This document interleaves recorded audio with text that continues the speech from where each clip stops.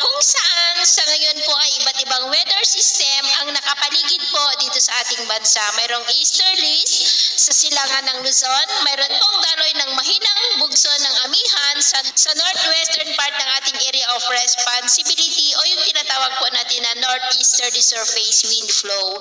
Mayroon din pong intertropical convergence zone sa silangan po ng Visayas at Mindanao. Ito po ay salubungan ng mga hangin na mula sa northern at southern hemisphere at tinagurian po yan na breeding ground ng mga low pressure areas at bagyo dahil kalimitan.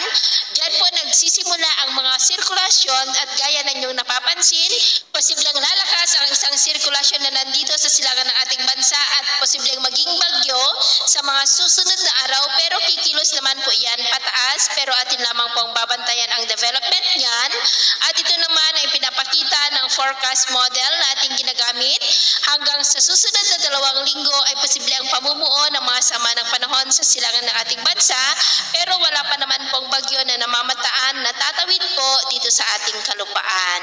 At sa lagay ng ating panahon ngayong madaling araw ay generally fair weather naman sa malaking bahagi ng ating bansa, pero may chance pa rin ng mga isolated rain sa ilang bahagi ng Cagayan, Divilacan, Palanan, ilang bahagi ng Quezon, Bicol Region, Romblon, Marinduque, Mindoro, Northern Samar, Northern Leyte, Northern Cebu, Bacolod, Cadiz, Escalante, Calibo at Zamboanga. At mamaya ay sisikat naman po ang araw sa malaking bahagi ng ating bansa, mainit at maalinsangan, pero may chance pa rin ng maulap na kalangitan with isolated rain sa ilang bahagi ng Cagayan, Quezon, Bicol Region, Oriental Mindoro at Zamboanga. At mamayang hapon, mas maraming lugar na ulit ang makakaranas ng mas maulap na kalangitan with isolated light to heavy rain sa malaking bahagi ng ating bansa.